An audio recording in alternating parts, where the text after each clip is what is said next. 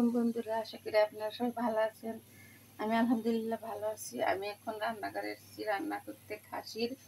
খাসির মাথার মাংস দিয়ে বুটের ডাল দিয়ে রান্না করব। খাসির মাংসর মাথা আমি গরম পানি দিয়ে ভালো করে পরিষ্কার করে ধুয়ে রেখে দিয়েছি। এই যে আমি দারচিনি দিয়ে দিচ্ছি। প্রথমে বুটের ডাল দিয়ে রান্না করবো। এই যে হালকা পেস্ট দিয়ে দিচ্ছি। আমি 1.5 টেবিল চামচ রসুন বাটা দিয়ে দিচ্ছি। 1 টেবিল চামচ আদা বাটা দিয়ে দিচ্ছি। পরিমাণ খাসির মাথার মাংস আর 1/2 কেজি বুটের ডাল সহ 1 কেজি হয়ে গেছে। যে 1 টেবিল চামচ হলুদের গুঁড়ো দিয়ে দিচ্ছি।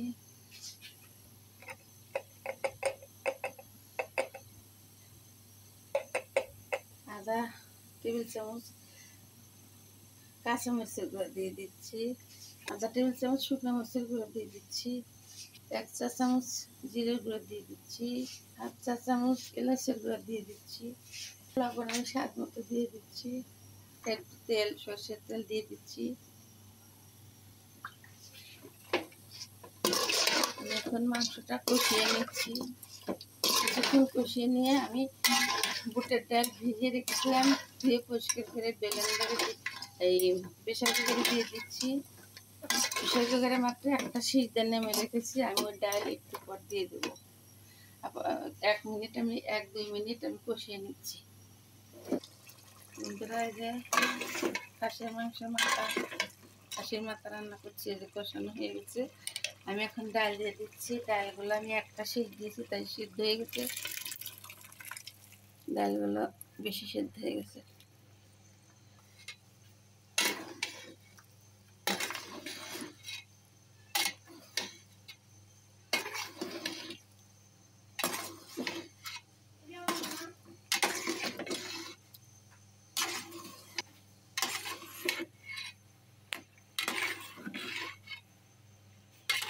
আমি মাংস বেশি কষিয়ে নিয়েছি।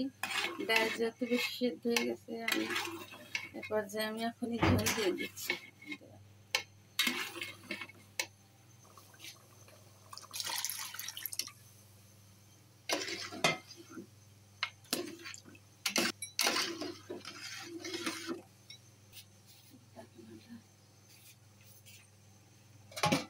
আমি এখন ঢেকে দিচ্ছি। বন্ধুরা, এই যে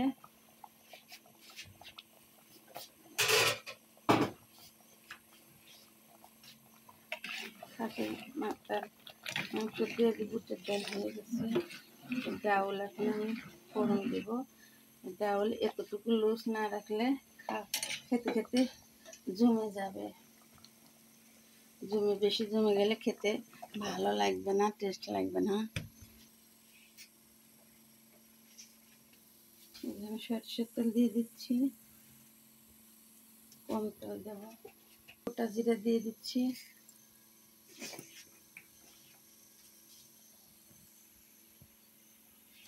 তেজপাতা দিয়ে দিচ্ছি।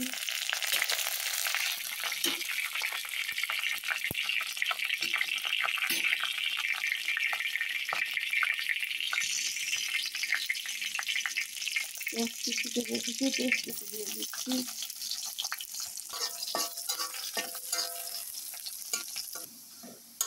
ধরে যে আমার মশলা হয়ে গেছে, ফড়িংয়ের মশলা হয়ে গেছে, আমি এখন দিয়ে দিচ্ছি।